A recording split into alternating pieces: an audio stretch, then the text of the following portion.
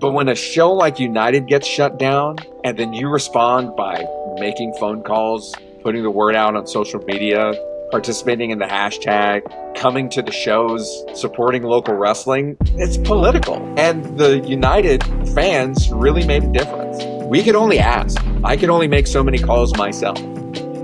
I can only make so many videos talking about it. The only way anything was going to happen or give us hope for change was for the fans to step up. Not just on the South Side, but they had the county clerk's office was having people from Austin, Dallas, and Houston calling. Yeah. Because all those wrestlers and the fans, like, they have communities, and because they follow the wrestlers wrestle in all these places, and they're letting their social media audience know. So it was really cool to see the way the community responded to it. I'm sure even if that hadn't happened, Robin Sudstash would still be working hard to bring the yard back. But it was really awesome to see what the power of the audience has in wrestling beyond what happens in the show. We have should we say, we'll do former and future United210 GM here on the program. Handsome Javi is here with us. Thanks for having you on. Yeah, you got it. Big fan of the show. We've had a nice conversation about just like podcasting in general. If you want to share it again, let's do it. We were talking about how one of your influences was Dick Cavett, and that just kind of opened my mind because that's just one of those really weird areas where I have a lot of information and a lot of opinions in my head that just air in the back, and I'm just waiting for it to explode. Like, I sometimes struggle to remember my father-in-law's name, but I can, remember all this stuff. But you were talking about how Dick Cavett was a big influence, and I really loved Dick Cavett's style, particularly the way it contrasted with Carson's at the time, because that interview style, you really got to know people. It wasn't necessarily about finding the jokes or the humor, but it was about the personality and finding the stories, right, and finding the interest in it and how that would affect the audience. But really felt like a one-on-one conversation, because I'm sure Dick just figured, like, if it's interesting to me, it's going to be interesting to the audience. And how a lot of comedians are really good at that, particularly guys like David Letterman, Conan O'Brien. And we talked about how Conan O'Brien now with his podcast is great because, he doesn't have to break up a conversation. He doesn't have to squeeze things in, and even things about how, like, his ad reads are amazing. And they're arguably the funniest part of his podcast, and how that could be incredibly valuable because people like him, and I talked about when Katie Nolan used to sing karaoke during her ad reads. That was one of my favorite parts of that. But yeah, the podcasting medium is just so interesting. And I was just asking you how you got into this because, we'll get into it later, but, I'm a journalist. Like, I spent more than 15 years as a TV journalist. So it's really interesting to be in this kind of format where I'm being asked the questions as much as, as much as I have a little bit of Gryffindor in me, or just that ego that has to feed every journalist that appears on TV, I still want to make things a back and forth. So yeah, it's a fun opportunity to tell stories, but I also kind of have to withhold that, like, oh, but what about you? So who's your favorite? Or what do you think? You're on this podcast every week. Your opinions are repeated ad nauseum. But as another one of my favorites, Bomani Jones likes to say, it's just like, well, you hear me say the same story because I see you, as a friend, or that's how you treat family. You want to have that relationship where, sometimes you're going to hear the same story from that friend every now and then, but they love telling it. And and that's the key. And that's what makes you feel like a friend and like family. You're not just hearing it for the first time, probably going to hear it a few times. So, because I think it's a broken record for me at this point, because most of the guests that I've had, I'd met them for like 5 minutes, and it's like either I get merch or take a picture with them during shows. And there's something interesting about this medium in particular, where listening to something like even like listening to a 30-minute episode, it's just, white noise, or if they really want to be genuinely interested in how they're doing things, particularly in the wrestling side of things. And for some reason, and I think it was just years of me watching Letterman, that I got to really understand like just the talk show format before it shifted to a different demographic and generation, where Letterman, if he's, and you would see this in every episode of Late Night with David Letterman, is if he's genuinely interested, there's a quirk that he does. He would look directly at the guest and he would be genuinely glued to that person. And there will be some guests that are controversial. And the one episode that really made me not want to do interviews was with Joaquin Phoenix. So what I've learned later on, that was a bit that Joaquin did. Letterman wasn't aware with it. The producer wasn't aware of it. He was in genuine distraught at the time. But when they said that after the fact, that was one of those interviews that I want to steer away from, where it becomes a bit. And it's like, okay, we'll see how that goes. But Dick Cavett has been such a tenant, and he has some unconventional guests. And one of my favorite interviews in general, whether it's wrestling or it's pop culture or the television medium, is with Orson Welles. And Orson Welles is probably the more unconventional guest that you will have at a late night show, because he's very intelligent, but you kind of sense the pompous wording that he does things.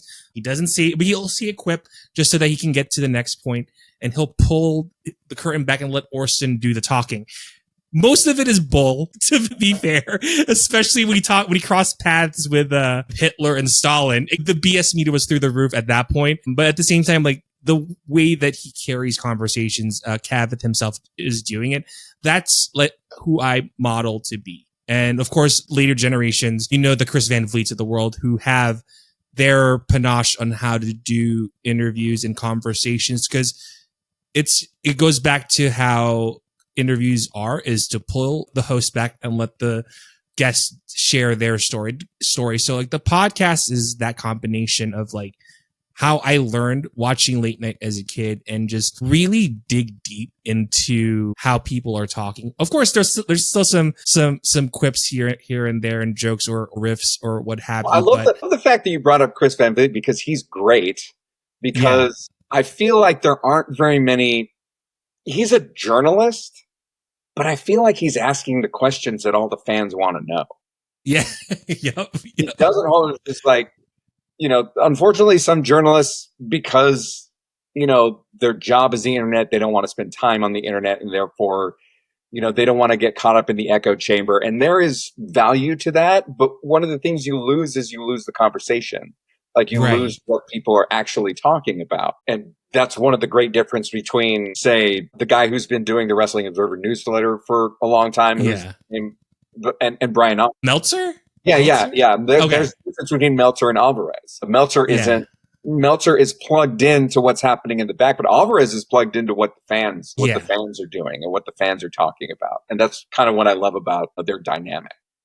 Is what's interesting, because Chris is a fan too. That's why, like, he's a fan and he's very genuine about it, because he had an episode on with Steve Blackman, and one of the things that was fun. Yeah, because they talked about Brawl for All, how Steve hated it, and he just says, and he answered it genuinely, at least from what I can see. Like Blackman was very genuine that he hated Brawl for All because that became a thing, and it's like, why am I here? Why am I in this pay-per-view event happening? So like, you sense like there is some authenticity when he does questions to the guests, and that's like the goal that I'm doing is like, I always say this, like, to the guests that are here, I'm just a canvas. You can be a Jackson Pollock or a Mona Lisa. It's up to you how you paint the canvas. I'm just there to facilitate and give you guys questions for you guys to share your stories on the questions that I share. And I don't do gotcha questions.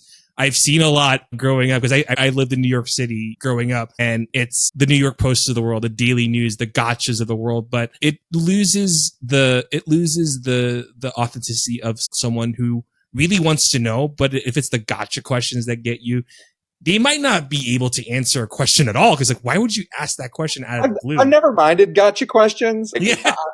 That's not something what I was expecting here. Like, because what could you possibly like get you on me? Like, I'm just Handsome Javi. We're not talking about politics or whatever it is that you want to say. That it's wrestling. I mean, it's at the end of the day.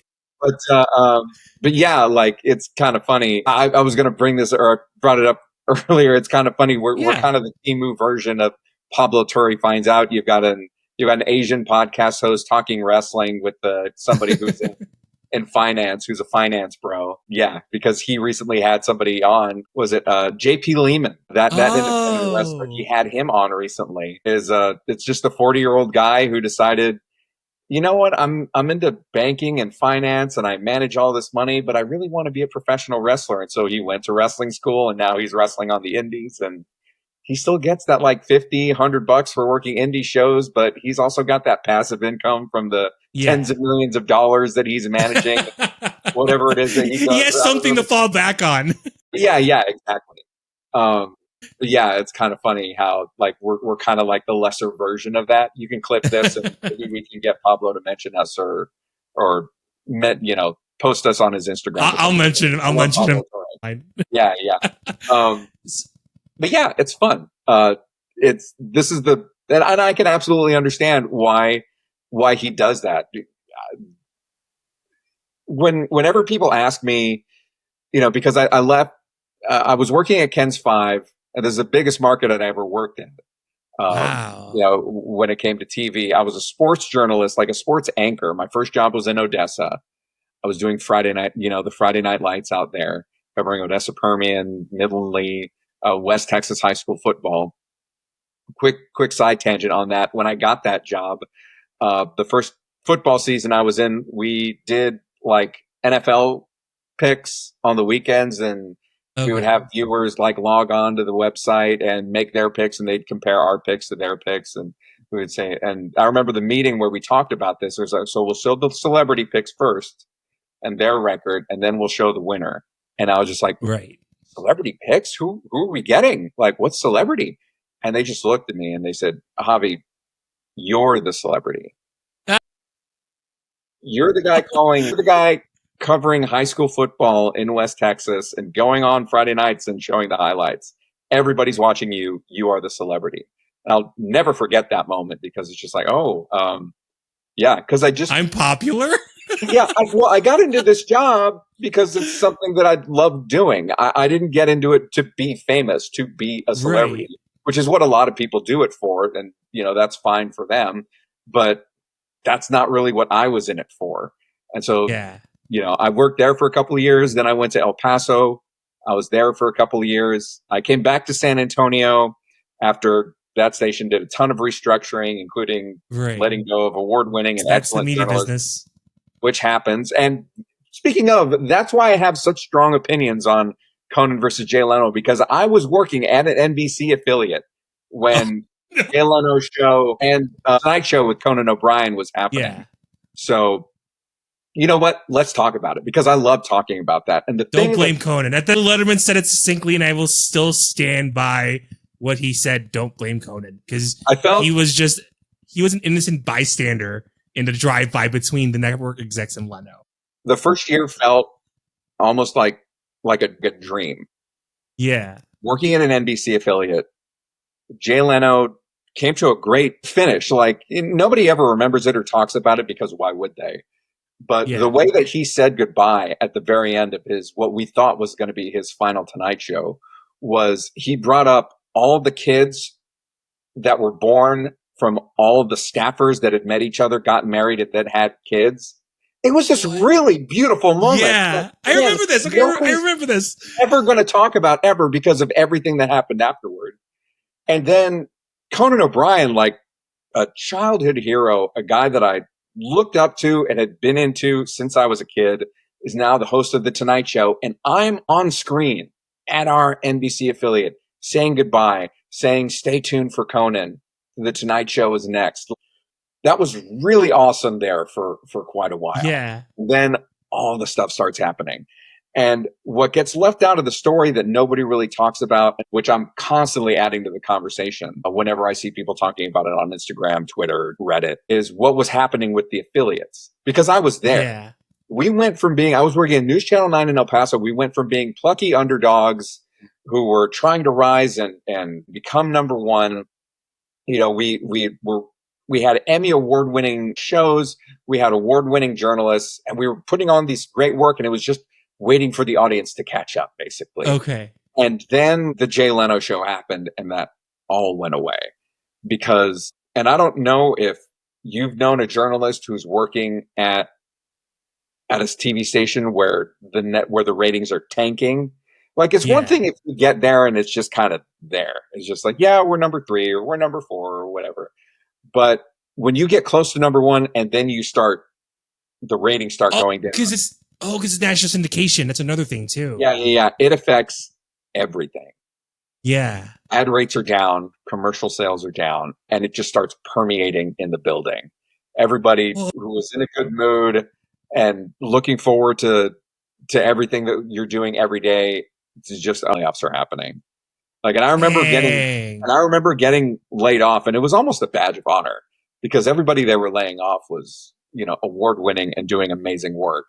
And I remember getting laid Right. off, and the person who laid me off started crying because she said I was like the 4th or 5th person that she'd have to let go that day. Ooh, I know She that had feeling. I know done that some feeling. the day before, she had more the next day, and that's just what was happening. And I remember there were serious conversations, at least, rumors start spreading, and it's just like, well, maybe we could just show The Simpsons at 9 o'clock, or just Entertainment Tonight at 9 o'clock, and Just something to yeah, fill. just push Jay Leno to 2 a.m. because the Jay Leno show is killing us in our ratings. And like, but no, like that never happened, and and everything happened as a result. Like, he ended up coming back, but the affiliates, I mean, jobs were lost, like Yeah. livelihoods were affected as a result of that. Which it wasn't just like Jay got paid off and boohoo Conan, like he got this, he got this sweet deal to walk away for him and his writers, but there were everyday people working at TV stations, big and small, who were affected by that. And that kind of gets lost in that conversation. And Yeah. what I constantly try to remind people happened, like it sucked. There's no other way of saying it. Yeah. Because I was thinking throughout that time, and now we're on the actual podcast. Now let's get to it. Throughout your time too, because being in San Antonio, and before you even delve into RCW, growing up, like, let's say it this way: what's the wrestling scene like before you even sat on the commentator desk? Before we even get into really doing your responsibilities as a commentator for RCW? Well, for me personally, I had gotten back into WWE somewhere in, I don't know, 2013, 2014. I watched as a kid.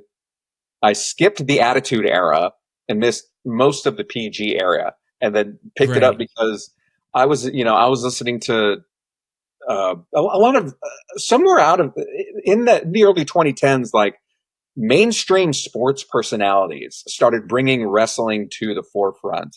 And two of the people who were doing it were people that I admire, whom I was really big fans of. And that was Robert Flores when he was still at ESPN. He's now at Mm-hmm. MLB Network. And Michelle Beadle, who was at Yep. ESPN at the time and was most recently with FanDuel. And now I'm not sure what she's going to be doing, but I'll be supporting her wherever Right. she goes. And that was fun. And I was just like, okay, like these people kind of got me watching like Raw and SmackDown weekly again. Okay. And so by the time, I wasn't really necessarily into the independent scene, but what brought my attention to the independent scene was when I got to Ken's 5 in 2015, 2016. And, wrestling legends would start kind of coming in to promote whatever independent shows they were there to promote. And usually that was RCW. And at first, Mm-hmm. I wasn't knowing about it. And I remember getting mad at the time.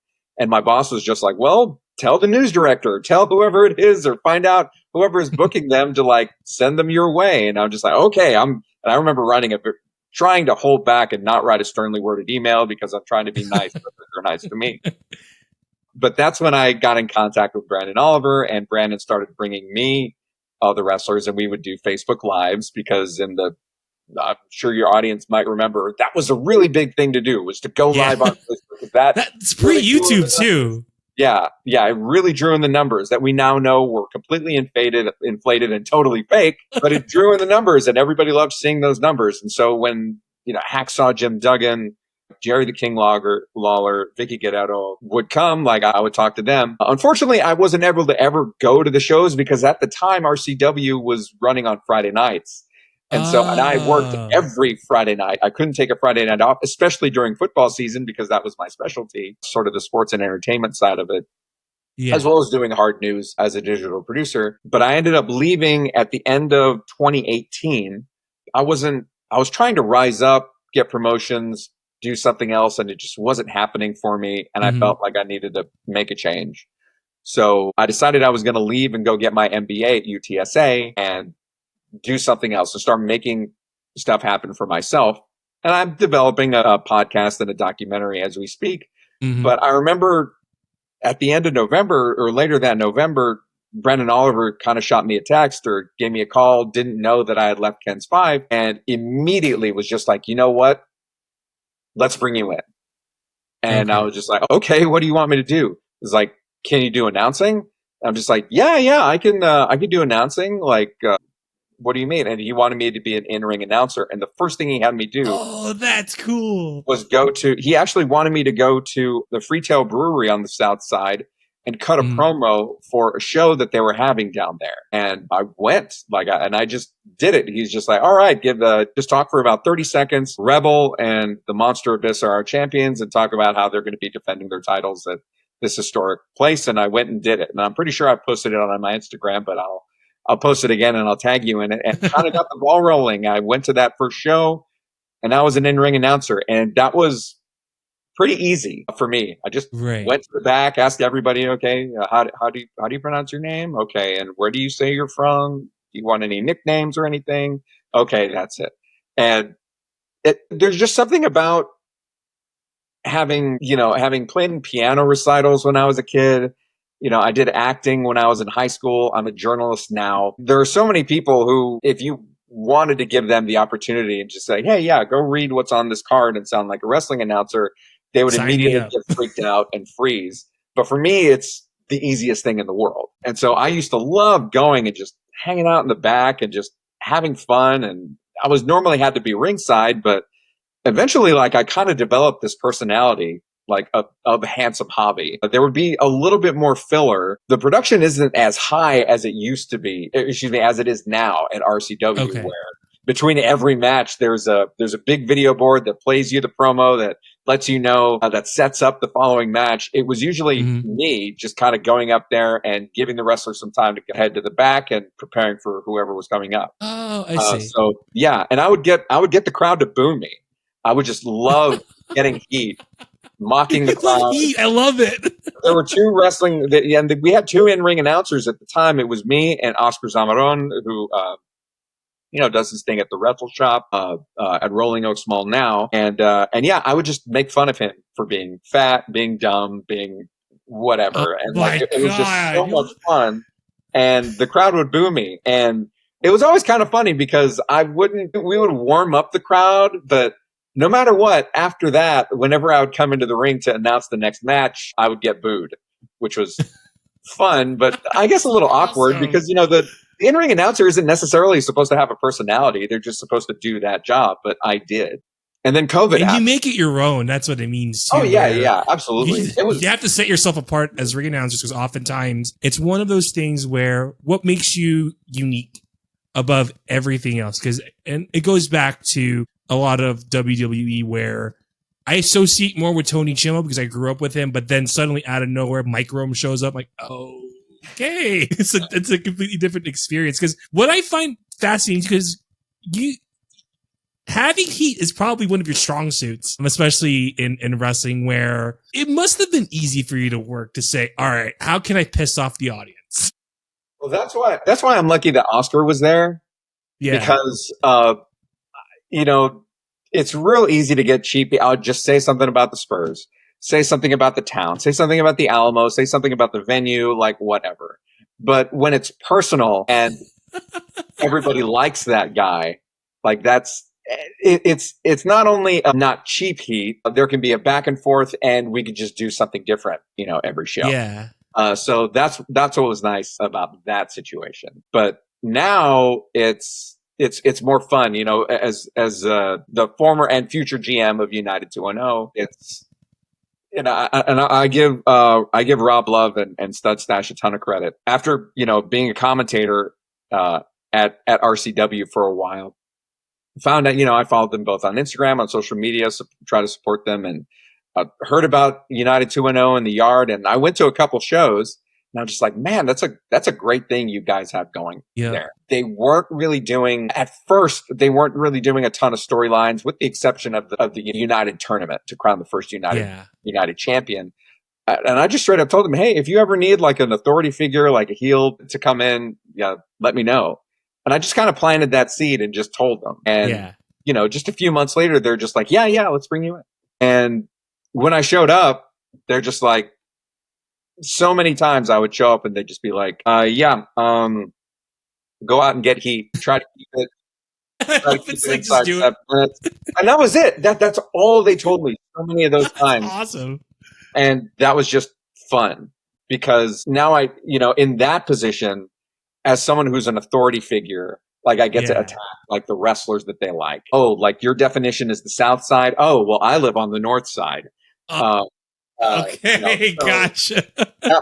I remember the funny thing was, I'm really proud of this. My father was in town every summer. My dad and some of his buddies like go on a golf trip, where they'll go somewhere, stay for a week, and just hit up a bunch of courses all over town.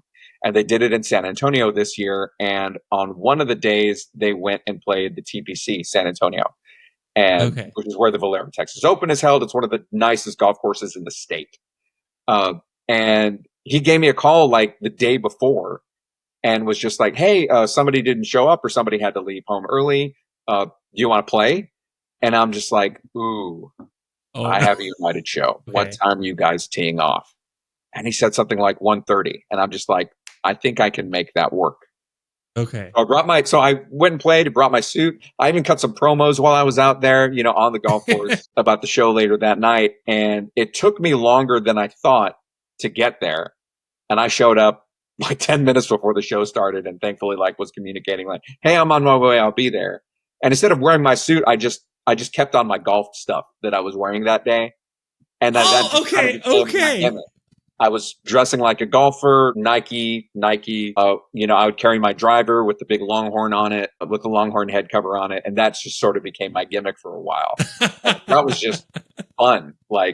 He's like, yeah, I golf. And I kind of bring the Chavo Guerrero thing that he was doing for a while right before Eddie died, with almost like being white kind of thing. But he was just dressing in golf attire at the time. So that was a lot of fun.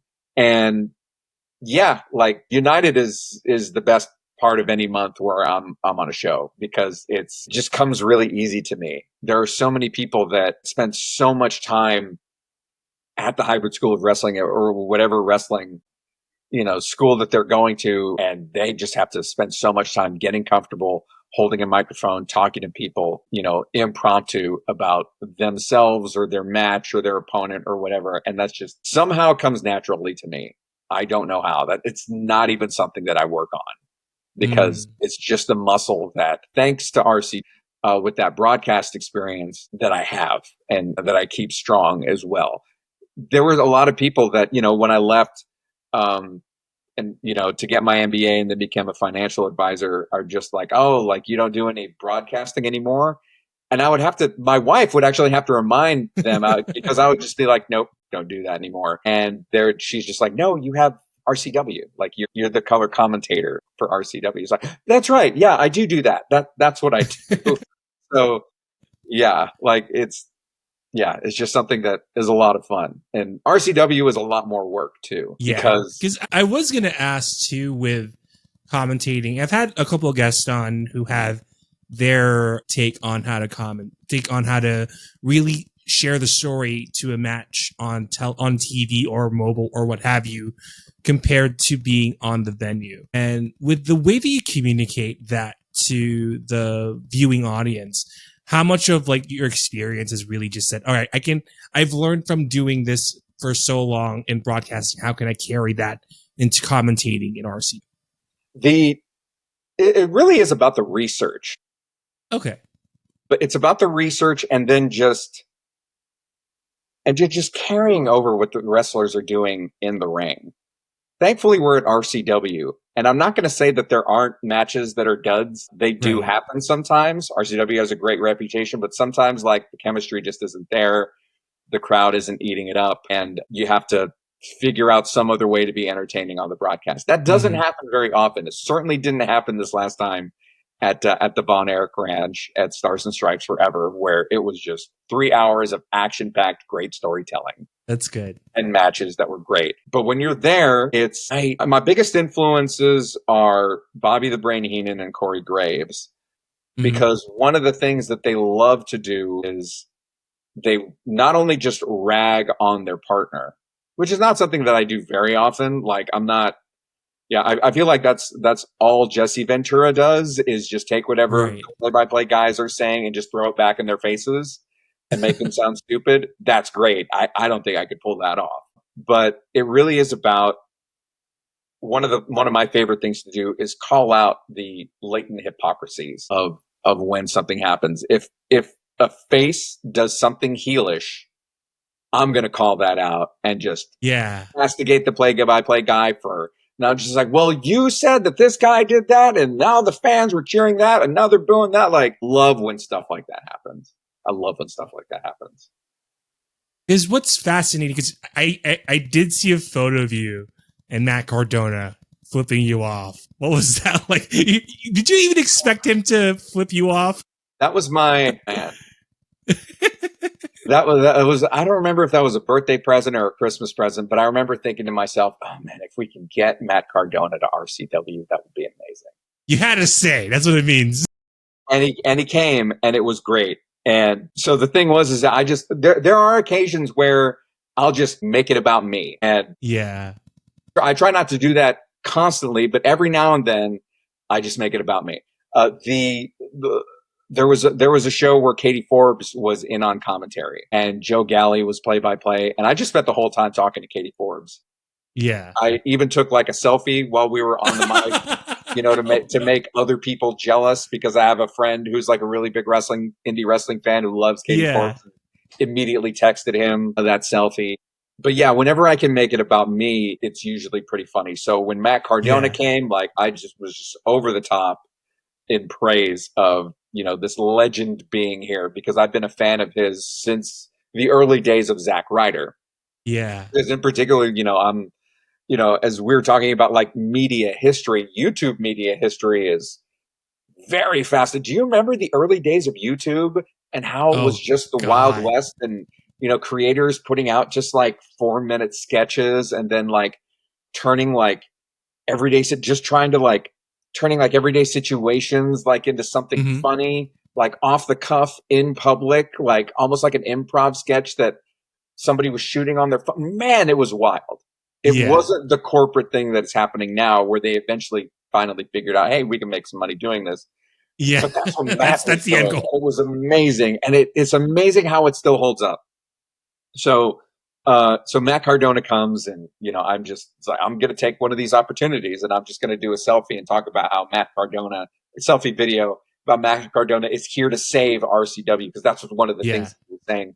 Every independent company that he went to and wrestled at, he was there to save, because they sucked before and now he's there to save it. So it was great, me saying that, and then him giving the finger. And I was just, I couldn't have asked for anything better, because he could have just kept walking and it would have been great. I was still living a dream, but for him to flick off the camera right there that's the icing right there. That's the icing on the cake. Perfection. Absolute perfection. The other thing that I did during that match, which I have not done since, he was wrestling Mysterious Q, who has since dropped the change his name. I don't remember what he's calling himself Carter now. Black. Yeah, thank you. And he's out there doing amazing work. But he was wrestling him, and he was rocking his sort of cut off, always ready with the skull thing. And during the match, he eventually had to sort of take it off, or it got ripped off or something like that. And he tried throwing it into the crowd, but it got caught on a rope, one of the bottom rope or the middle rope. And I just kept talking about how that's dangerous. And that's a little bit of my high school drama teacher, Mr. Davidson, coming out, where if there's a prop on stage that's not supposed to be there, then the play becomes about the prop. Right. So do whatever you can to get rid of that prop. And so that, for some reason, was in my head. And I kept talking about how the shirt was there and somebody ought to do something about it. It could be dangerous. You know what? I might have to get up and do something about it. And I remember I was sitting next to Carolina Teague, who was doing in-ring announcing that night. And she actually like kind of looked at me and started getting up. And I'm just like, no, stay down. I'm doing a bit. she kind of got worked into me thinking that it was really dangerous or something was going to happen. And so the match is concluded. And I just straight up take off my, say, you know what? Like somebody ought to do something about it. I'm going to go take care of it. And I take off my mic and I Oh, go cool. grab the shirt and just put it in my jacket. And I remember there was a kid front row. I remember him looking like very excited and just going like this. And I just looked at him and shook my head and walked back to the commentary table. Yeah. And I still have it. It might be over here somewhere. Yeah. It's a memento. That's what it's a memento. I got a picture of him with it, and I need to wash it. Or excuse me, I did wash it immediately. Yeah. And I need to get him to sign it is what I need to get him to do, because that's going to be valuable, like an in-ring worn during a match, like piece of memorabilia signed. Yeah. I'm not going to sell it, but it's very valuable. It's a keepsake. It's a keepsake. Yeah, something that I can hold over other Matt Cardona fans. The other thing that I want to do is it might still be there, but the Zack Ryder gnome.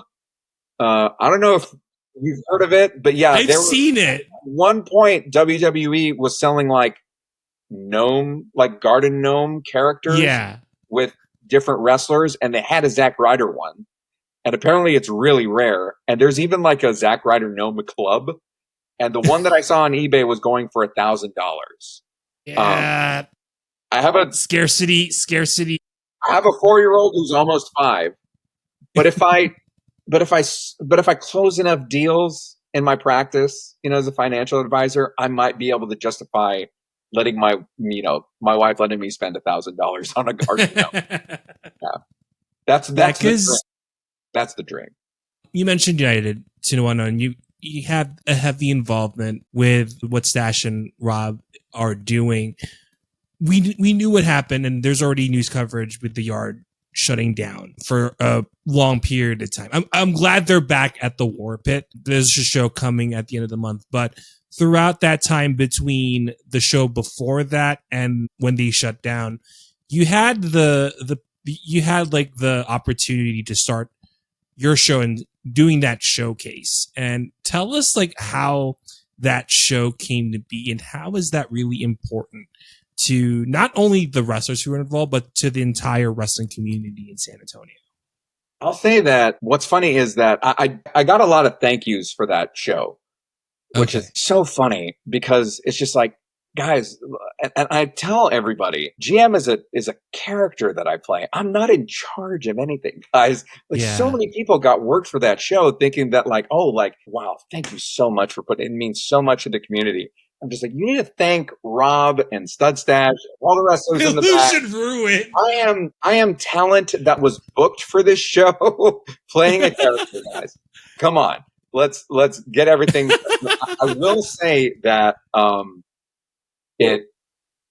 what has happened since then, it was an amazing response by the community, for everybody to come out and support us, and forcing the city of San Antonio to address what had happened, because there are a lot of situations like this one where, ya de una vez, like, that's it. They shut it down. Nobody hears about it again, because, that's what the city wants.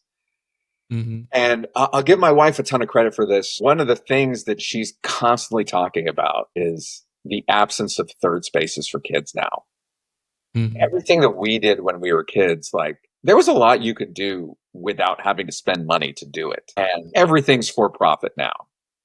So when a company like United comes along and it's like $10, BYOB, bring a chair, bring your drinks, $10 for a 3-hour show, kids 14 and under are free. It's hard to beat that kind of value nowadays. Right. And not only are they putting on shows, they're great shows. Like, it was amazing people putting on amazing matches and telling stories and doing all that. Like, yeah, it was just amazing what they were doing. And for the city to come in almost like a, the city of San Antonio in that case was almost acting like a mafia don, Right. coming for their, coming for their money, coming for their protection money. It's just like, oh, if you're going to do this, you need to pay us. And it's Yeah. just like, there is obviously like a socioeconomic and political question about safety issues and permits and the reason those things are doing. But this was truly a community thing. It was happening in somebody's backyard, an old neighborhood. It's something the South Side really came together for. It Mhm. really felt like we were losing something when the city shut it down. I know the work that Rob and Studstash are doing, and it's not easy. It is an everyday Right. grind to try and get back what they've lost and to hopefully build back better. But Mhm. they had a really good thing going, and they were growing at a great rate. They were expanding, trying to put out broadcasts, trying to increase their audience, trying to make things nicer because, at the very least, there were stands, there was more stuff out in the back, there were more vendors. They were able to lay down some concrete so that we weren't getting dressed in the back like on Yeah. dirt back then. And now it's a lot cleaner. They were putting money into it and making the product not just better for the fans, but better for the wrestlers who were participating in it. Mhm. Putting their bodies on the line and taking the time to do it. And so for the community to respond the way it did was heartwarming. And I really hope that people see the power of stepping up like that and understand that the best way for you to make a difference politically, if you want to get involved, is at the local level. It's one Mhm. thing to be knowledgeable about and understanding who the upcoming superstars are in the Democratic Party with what's happening with Zoran Mandani in New York Right. City and what's happening with Israel Palestine and the Iran nuclear deal. And it can feel helpless, you know, not being able to do anything like that and having a direct effect on it. But when a show like United gets shut down and then you respond by making phone calls, putting the word out on social media, participating in the hashtag, coming to the shows, supporting local wrestling, it's political. And the United fans really made a difference. We could only ask. I could only make so many calls myself. Mhm. I can only make so many videos talking about it. The only way anything was going to happen or give us hope for change was for the fans to step up, not just on the South Side, but they had the county clerk's office was having people from Austin, Dallas, and Houston calling Yeah. because, all those wrestlers and the fans, like they have communities and because they follow, the wrestlers wrestle in all these places and they're letting their social media audience know. And it's like, oh man, like, that person shouldn't be having opportunities taken away from them for a BS reason. Yeah. So it was really cool to see the way the community responded to it. I'm sure even if that hadn't happened, Robin Sudstash would still be working hard to bring the yard back. But it was really awesome to see what the power of the audience has in wrestling beyond what happens in the show.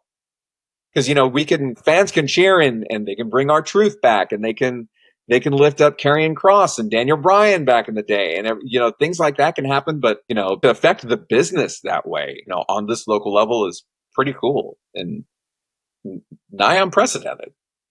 It's fascinating because I had Casey on before on the United210 presser, and he mentioned like the yard was close to the block that he was growing up, and for him to say, I'm wrestling where I'm near where I grew up, and to show that, especially when it was shut down at the time, it's an opportunity loss. But of course, there's other opportunities in Texas, whether it is an RCW where he can work there, but United has had such a very, very profound impact, not only to like San Antonio, but to Austin. Because like I drove after work every United show, 5 o'clock, clock out, drive all the way to 35, wait for traffic just to see how these guys are doing it at the yard. And I'm glad like the War Pit is actually there now to Right. fill that void. But the eventuality and the end goal of United is to be back at the yard because they were running shows for 3 years. That was fascinating because I came in at the latter end of season 2, season 3 around that time. And it's like 3 years. And then suddenly to have the noise ordinance, which doesn't make sense, but I digress. But to see like a beloved venue shutting down like that, it kind of stings. But at the same time, like there is that bigger opportunity. The War Pit became that venue in the meantime for it to go eventually to go back to the yard. Yeah, the way that I'm hoping, the faster it happens, the better. And thankfully, because United is, inherently an outdoor venue, there has to be like an off season where probably not going to have shows like, past late October and Yeah. before early February, because that's just how weather in Texas works when you're trying to do outdoor It wrestling. changes. But hopefully, like, at the end of this season, stuff can be done. And yeah, hopefully 2026 is the biggest year for United ever. And it'll be because we went through all this hardship and because of the, the support we have from the community. And it shapes up too where it's funny how like the news coverage kind of caught the city off guard. They didn't expect, like local TV to ask why that happened. Of course, they have their sleight of hand. And not get a straight answer, by the way. Exactly. It's sleight of hand. It's like, wow. Yeah. I'm fairly certain that the city or whoever it was that put that in place was not expecting the response they got. Yeah. Just be like, what? Like people are fighting back on this? Just set that a venue. We didn't expect happen. Usually, like there isn't a community response. It costs too much money to make it go away, and then it just does. Yeah. That's what a lot of politicians and people in local government kind of count on. But in this case, it's not. Yeah, because I can't wait to see where United was. And like, yep, I mean, I drove to Austin, Cosmo, Orion, all the way from El Paso, drove here to the yard to go to a show about War Pit, to be in a show. And it shows how much it's always, and I'm learning this with the indies too, where it's not just the locals that are taking part in something that big in United, but people from all over Texas flock to watch, how the yard came to be. And I'm just fortunate I am in Austin to have that short drive and see those shows every single month, every time. But people who are in Houston, Corpus, El Paso, like the amount of the outreach that the community has, that's something I've never expected until I do coverage in the indies, is people who drive out of their way to watch shows and see, like, who knows, you could be starting, like, I'm wearing a Brian Keith shirt. He's in Houston now, he's all elite. So we never knew how much of an outreach the indie community scene is until you see it firsthand. I'll give a lot of that credit to the Hybrid School of Wrestling. Yeah. United and RCW, a lot of the talent that both of those companies are getting is from Hybrid. And Funaki just does an amazing job. Chris Marvel and Don Juan, the way that they're able to train those guys and to come out and be entertaining, whatever their skill level is at, whatever their age is, the fact that they're able to not just be entertaining, but be there and be there to learn. I can't tell you, like, it was really awesome when, again, United invested in money, started to put out broadcasts, and then there was all of a sudden in the back, there was a monitor where you could watch the broadcast of what was being broadcast on YouTube. And most everybody is sitting there watching because they want to learn. And that's something that just really impresses me about how United is able to do that. I haven't seen, particularly at the Von Erich Ranch, it's really hard to put that set up because, like, the wrestlers are literally in a house, separate from, that's functioning as a makeshift locker room. But it's really awesome to see everybody there, not necessarily watching because it's entertaining, but afterwards, the wrestlers come back, they have questions for everybody that was watching and they talk it out. They'll talk with the booker, whoever was booking it. They'll talk to other wrestlers about what they saw. Sometimes even I get a question about it. It's just like, what did you think from, an entertainment standpoint? Or did you notice this or notice that? And they'll talk about something that they messed up. And I'll just be like, listen, man, I'm not a trained wrestler. I'm watching it from the audience perspective, and I didn't notice the thing that you're hammering yourself about right now. So, you can maybe let that one go. Just little things like that. Because I was going to ask. Yeah. Yeah, go ahead. I was just going to say, and it's really fun, being a part of this community. And I just feel like a really lucky fan so often because, I'm able to have my favorites. I really love watching some of these people, and I get to, go in the back and tell them, hey, great match. And it just means something different when it comes from the color commentator or from somebody on the roster, as opposed to, somebody, who was ringside watching. And yeah, and then and be able to just take a picture with them, maybe get an autograph, like just different things like that.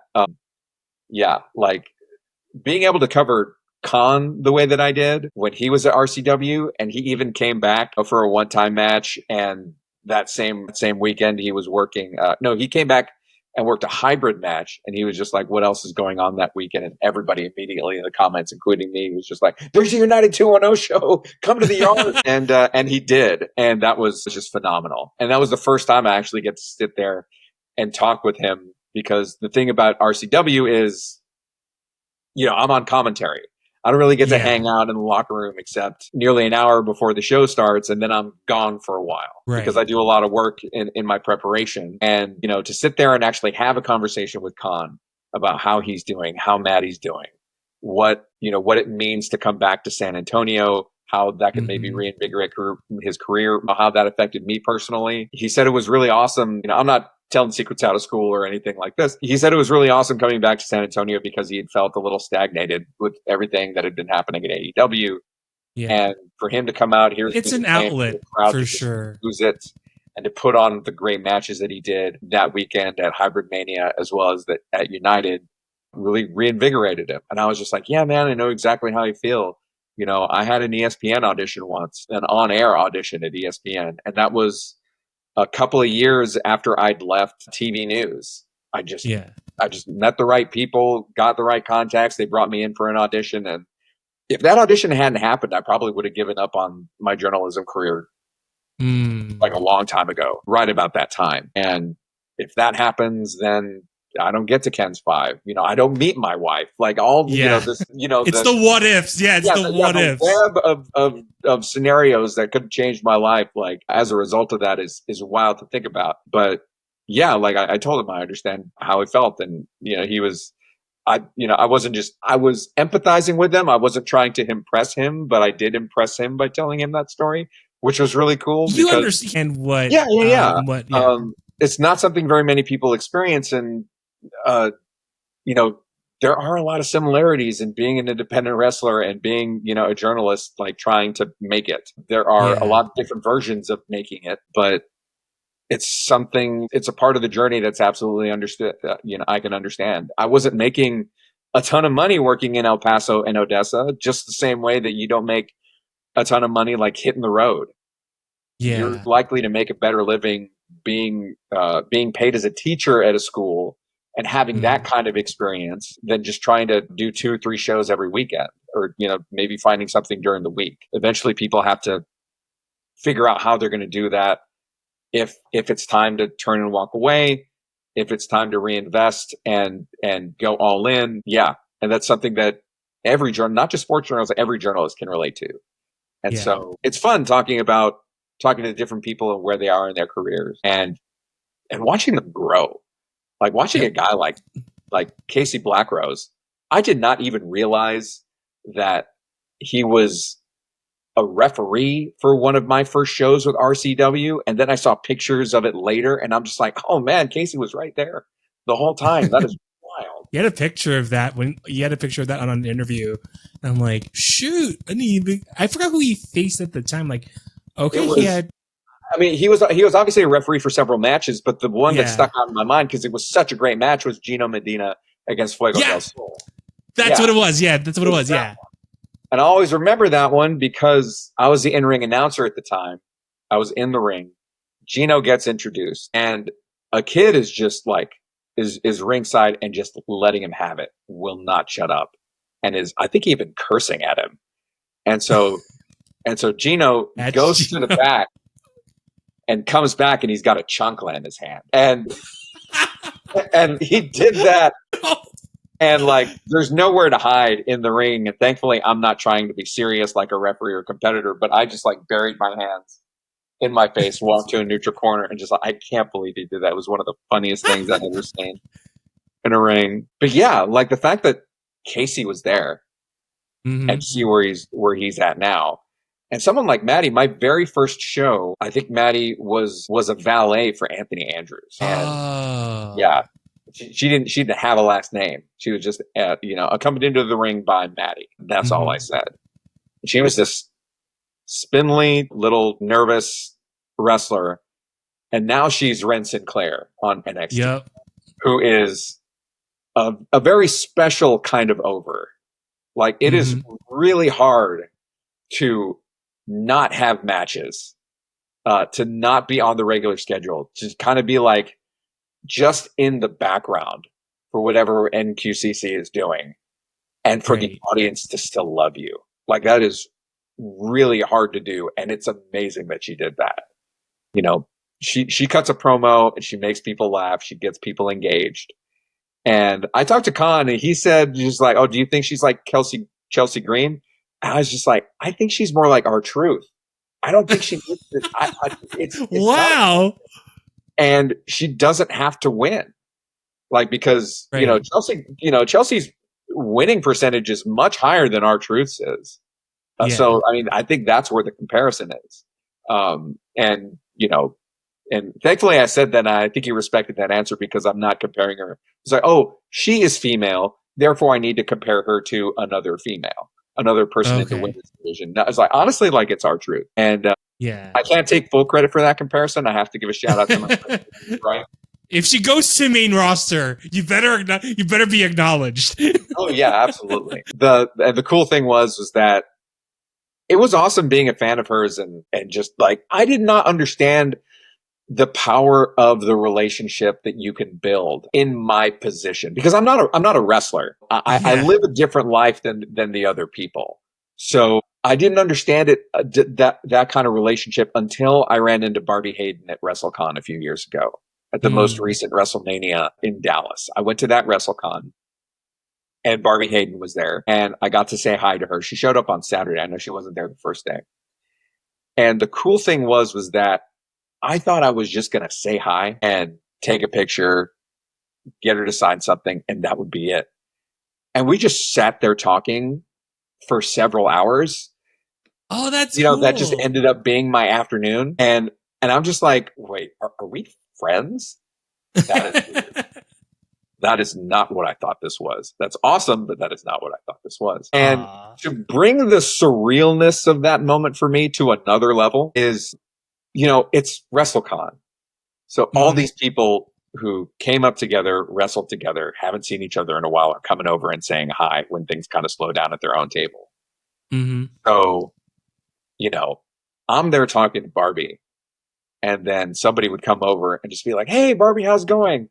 Hi, what's your name? I'm Tommy Dreamer.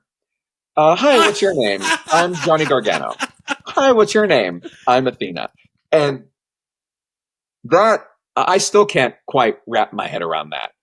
It's like, yes, Mr. Gargano, I am a large fan of yours. I cried when you won the NXT championship. That is arguably the best match I've ever seen.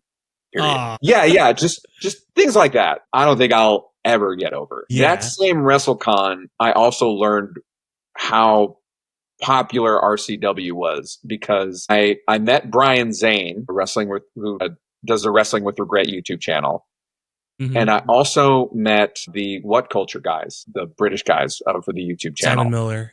And Simon Miller was there. One of the Adams was there. The tall, skinny, redheaded guy with the glasses was there. That one escapes. I know Simon Miller's. Yeah, Simon Miller was there. And I was just like, my name's Javi. I'm Handsome Javi with RCW.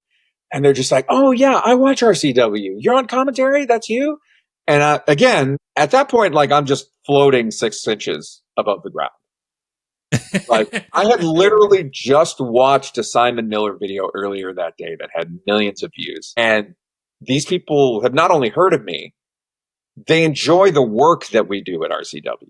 And it's just, I'm not sure I'll ever get used to that. But that's the power of independent wrestling. And Mm-hmm. that's the power of RCW. You just never know who you're reaching to. And I used to remember, oh man, Mark Henry, we were at a meet and greet, and it's like, because my cousin is a producer over on Sirius, like, yeah, you're so and so's cousin, or yeah, you did that podcast. I'm like, wait, yes, I am the guy. So like, it set me up because oftentimes, like with in the indies, you never know who you're going to meet. And then suddenly, like, a Mark Henry's like, yeah, your cousins, your so and so. So like, okay, and like just seeing that. Oftentimes, I always say this whenever someone like says, "Hey, I love your work." No one tells me until someone says that, and I'm like, I am just in the trenches with just like telling these stories from so many guests who are on the indie scene, and to have something that's like something tangible that says that, and I'm like, okay, it just gives me a little bit of And a jolt. I will say, and I'll give you credit. The reason this works is because of your passion. And Right. I couldn't Thank quite you. articulate it until Bomani Jones said it a few months ago on The Right Time with Bomani Jones, a sports podcast that he does. And he talked about how a lot of kids, they grow up wanting to be famous or wanting to be a YouTuber or wanting to be Mhm. an influencer. And he said it best, the passion has to come first. Mhm. Can't do it because you think it's going to be a moneymaker. And even though, otherwise, and I can sort of relate to that in a sense because this podcast that I'm developing is a sports movie podcast. Mhm. And I used to just be the content guy. Like, put it out, and let's worry about how we're going to make money on it later. Now I've got my MBA. Now I'm a financial advisor. I have the business plan now. And when it Right. launches, I'm going to make sure that if we fall short of it generating, whatever level of revenue, the passion is still going to be there. So the Right. people that it does reach at the beginning aren't being shortchanged because I'm disappointed in my own product. Mm-hmm. That's what has to drive. And that is just something that you can't fake. And that's why people love your show. Yeah. And it's one of those things where, like, I used to remember, what was it? There was the podcast, the Swerve City podcast. Christian was on, and I think he might have slipped it out. And he's been doing wrestling for a long time, and he just slipped out of nowhere. I'll still do it for free, and he's still wrestling the millions and millions of dollars that he has in WWE with, and then now with EEW. He still says like, I'll still wrestle for free, and that's kind of like the mindset for me to do this podcast. I mean, like, I'm burning a hole in my pocket, but at the same time, without going to those shows, without going to driving to Houston, driving to Corpus, driving to San Antonio, I wouldn't understand like the brevity and the depth of the scene if I was just there watching it on YouTube. And I do hope like I just want to keep going, and there is a limit. That's why I'm doing this really big season because I'm taking some time off to focus on SummerSlam. And I just want to just go out with bang. Like when June 30th comes out, whoever that season finale is, I want to end strong when I started back in February, just so that it's just consistency, but there is ebbs and flows on how I do things, both the balancing personal life and this podcast. But at the same time, I just want to end where I started off in February, because I don't want things to just go flat for something that's out of my control. So I'll still do it. I'll still work my best to tell these guys' stories. And throughout this whole conversation, I did not interject except for like some tiny little spurts. But and this is your story, and this is your life in whatever filter that you would like to share. And it's one of those things where, okay, all right, let me see how you do things in the commentary, all the way to now we're seeing like how the biggest stars have their struggles, even though they're in like the biggest stage of wrestling for a time for those guys. Yeah, and like you said, and like a lot of people will tell you, like some of their best work some of our best work is the stuff that not very many people see, the stuff that we're really proud of. When I left TV news in El Paso, I moved to San Antonio, not really knowing what my next step was going to be. And through some mutual friends, I got hooked up with two guys who were starting um, a magazine, like a sports and entertainment magazine. It was called Playmaker. I joined like right after the first issue came out. And soon after that, we transitioned from just worrying about the hard copy to, to an online format where we're putting out stuff Right. daily, as well as just coming up with features. And it was basically just a matter of how are we going to have fun? Like, what is something that is going to entertain ourselves that we could have fun writing, that we think also the audience might also catch up on, Right. or gravitate to. And unfortunately, like I see a lot of people, people like Carolina Teague, who are doing stuff that I was doing 10 years ago, but with the technology to make it go further, and with the social media landscape that's more receptive to work like that. And I sometimes just like, man, we were ahead of our time.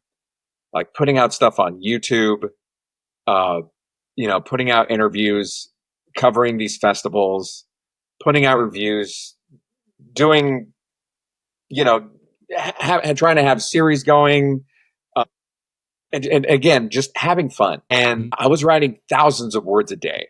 I had this thing called the Daily Six Shooter, 6 topics in sports and entertainment, mostly Texas focused. And that's where we tried to, make our market. Obviously, Cowboys, Texans, Astros, Rangers, Spurs, Rockets, Mavericks, maybe something a little beyond that. If there were Texans in the Olympics, Texans in whatever big thing was happening, playing well in golf, doing that, we were not only there, we tried to have an opinion about it.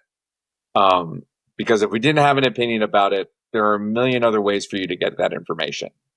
You're not coming to us because you want the information. You're coming to us because you want to know what we thought about it. And I did a lot of fun stuff. Like I think the coolest thing that I did when I was there that I look back on is a series called In Defense Of.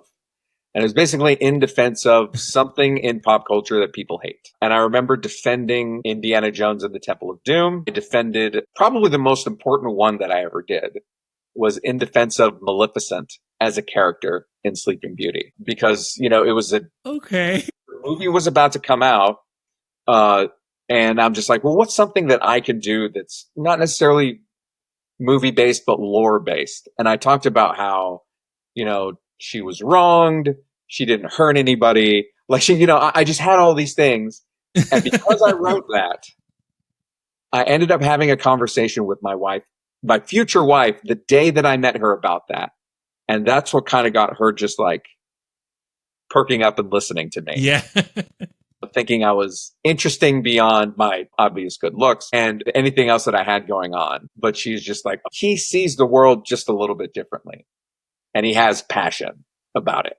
Yeah. So I think that's kind of one of the things that drew me to her. And again, just a little thing that can change your life in unexpected ways is that nobody read.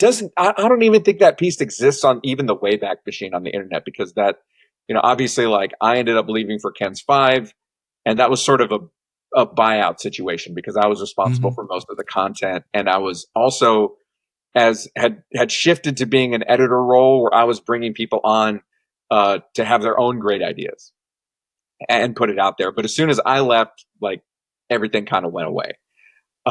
But yeah, like all the what made me a great writer and what took me to the next level in terms of content creation was stuff that not very many people read and not very many people are ever going to see. But that then fed into the amazing stuff that I did at Ken's 5, my interview style, the questions that I would ask. I remember probably the best thing that I ever wrote is something that still gets shared today, because I still see it make the rounds on social media now.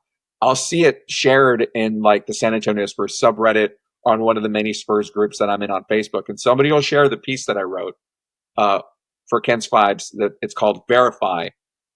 Did Tim Duncan record a quadruple double in Game 6 of the 2003 NBA Finals?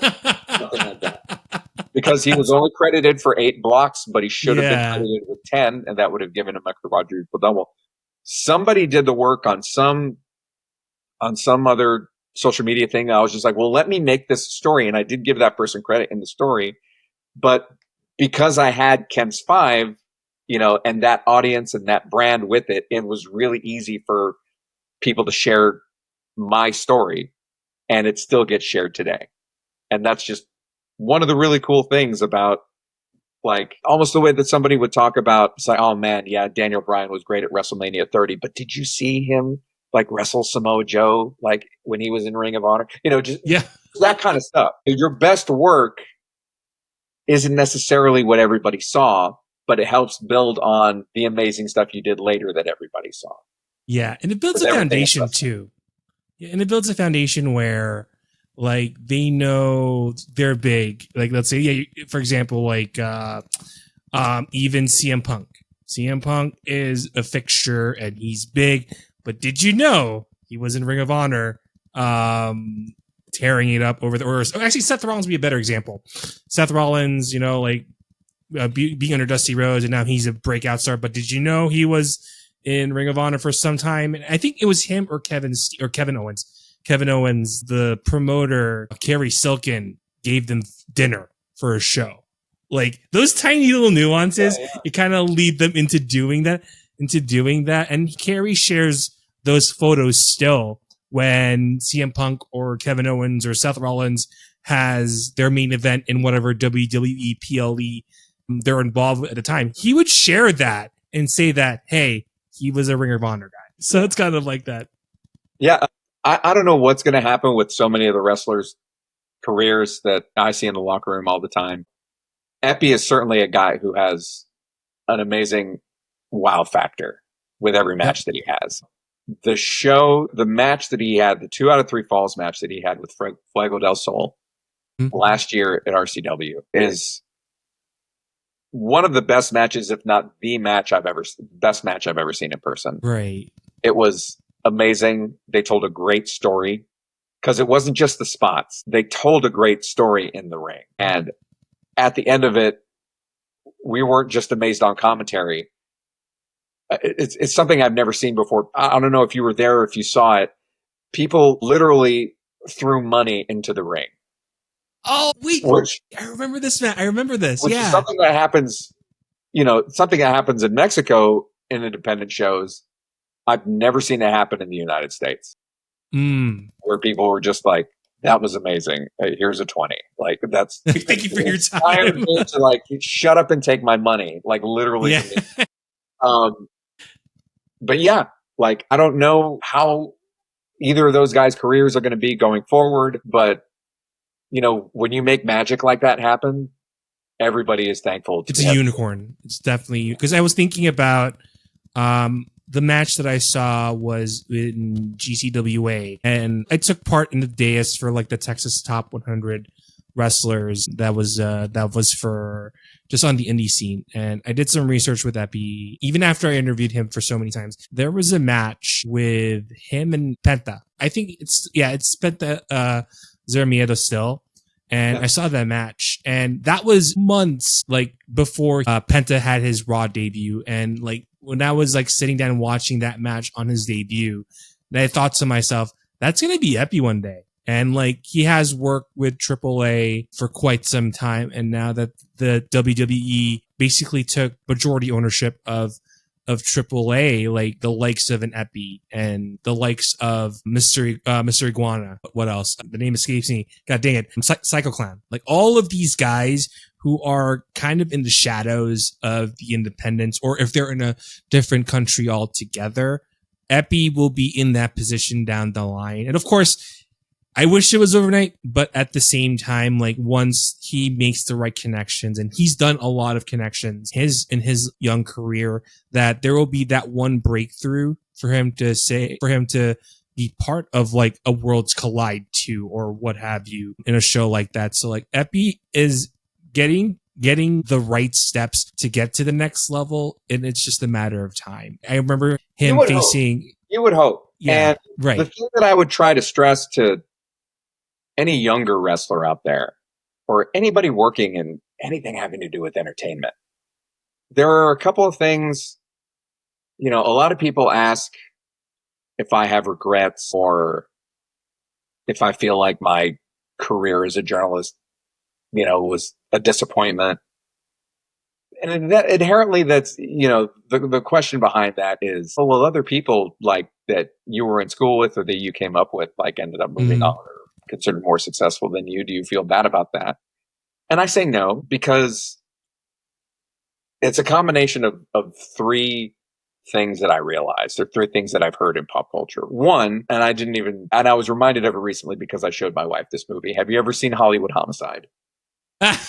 Okay. All right. I know where you go. Go ahead. Do you know where I'm going with this? Okay. Yes. Okay. Because it took a second. I'm like, wait. Because one of the best lines in that movie is, for those of you who haven't seen it, it's a detective story. And one of the detectives knows about Motown and Motown singers. And an old Motown singer is sort of connected with the case that he's working. He knocks on her door. And the first thing that he says to her was, I always thought you were more talented than this other famous. Yeah. And she looks at him and she goes, okay. She got the breaks. I didn't. That's life. It has nothing to do with talent. The other two things that I stress about that related was Jordan Klepper, who's a Daily Show correspondent and sometimes hosts the Daily Show now. He was taking questions from the audience, and one of the things that he talked about from his audition process and getting the call and being called up and being told you're going to be on the show and everything is how thankful he was, because even to him, he knew other people who came up in comedy with him that he thought were funnier than he was. So even in the position he's at now, where he does, Jordan Klepper fingers the pulse, he did, that conspiracy show for a while that filled in for after the Colbert Report went off the air, which was great. And he's still very successful now. Even he will acknowledge that he got a break because other people were funnier than him that were up for that role. And lastly, Saturday Night Live, for their 50th anniversary, put out like 4 documentaries, one of which was about the audition process. And the audition process showed very famous, very funny people who never became cast members. And then they go back and they talk. Stephen Colbert. Steve Carell, Stephen Colbert, Kevin Hart, Jim Carrey. Yep. Those are 4 of the funniest people that you can think of. They auditioned for Saturday Night Live and they did not get called back. They did not become members of the cast. And it's not because they weren't talented. It was because, for whatever reason, Lorne Michaels was just like, we kind of already have a guy that does that. We're looking for somebody different. It just wasn't their moment. I had my ESPN audition. It was kind of like, the SNL thing. They don't just give those to random people off the street. You have to earn your way there. I was not auditioning even for a spot. Like, I was told that beforehand. It's not like you're auditioning for a spot. If something comes up later, we just want to be able to know that we have you on camera. I got there that day and have zero regrets about anything that happened that day. Right. I honestly, I rose to the occasion, in my own opinion. They tried throwing me curveballs. Oh, the prompter went down. I was ready for it. Oh, the phone stopped working when I was doing an interview with an ESPN.com correspondent. I handled that great. They brought me in some breaking news, handled it great, through to break. I got compliments on how tight my show was. I got compliments on how well written my show was. That day honestly couldn't have gone any better, in my opinion. Right. And I don't work for ESPN. I didn't accomplish my dream of becoming a Sports Center anchor, which is something that I told people that I was going to do since I was in high school. But I did everything I could to get there and don't have any regrets about it. Because it's luck. luck has been such a factor too. And I was thinking about, sorry, I jumped in. No. Yeah. Because even in wrestling, you know, there are people that we watch that are just like, oh man, that person has it. I'm going to see that person on WWE, AEW someday. And years go by and they're still on the indie scene, or they weren't able to break out. Something happened. They maybe had to move on, something like that. And it has nothing to do with their talent. It really doesn't. And that's the thing that I would stress to anybody. It's just like, if you're here because all you want to do is be WWE champion one day, and if you don't reach that and you consider yourself a failure, you're going about this all wrong. Yeah. And it's for the love of the sport. And that's what I'm learning, especially nowadays, where they're just there to have fun. And I've had Exodus Prime, by the time we recorded it's this week's episode, he had no expectations of even being wrestling at that level. And even though he's had appearances in Ring of Honor and AEW, like, he's still grateful to have the opportunities, but he had no expectations not being in that level of a sport. And he's still killing it in Dallas, and seeing where his work takes him past Dallas to all over the US.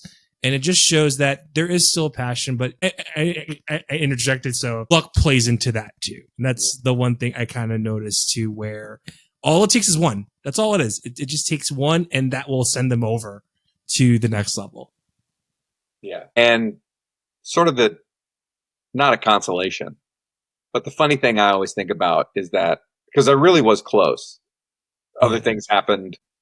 And if I had played things a little bit differently, maybe even lied a little bit, I might have actually ended up with an ESPN job. That's another story for another time. The 1 inch adjustment. It's like, dang it. But I'm extremely happy now. Yeah. I have an amazing, the situation in which I met my wife was, I was working at an AT&T store and she came in and she was my customer. And and just the amount of things that had to happen to lead to that moment, because it's not like we had any mutual friends.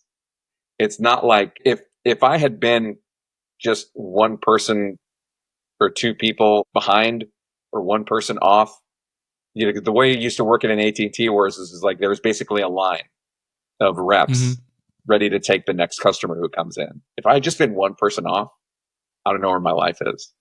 But I have an amazing and beautiful wife. I have an amazing daughter who's about to turn 5. And just the coincidences and everything that had to happen to lead up to that moment, I wouldn't change a thing. But she immediately, you know, as soon as I fell in love with that woman and knew I was going to spend the rest of my life with her, it kind of reset my entire life to where zero regrets. Because if anything had happened any differently, good or bad, I wouldn't have met her. I'll end this conversation too, and you kind of touched upon looking back at your life, and it's hypothetical. It doesn't have to be super deep, but if you were in that room with a teenage version of you, and if you would like to have a conversation with him, what would you like for him to say? It's kind of funny because if I can go back to relating everything to pop culture, a movie that I recently watched is one of my favorite Marvel movies. I'm not sure if it's considered a Marvel movie. It's X-Men: Days of Future Past.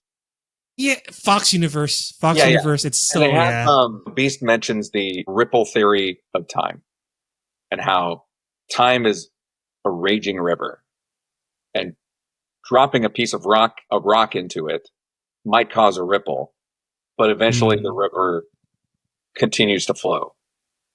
Right.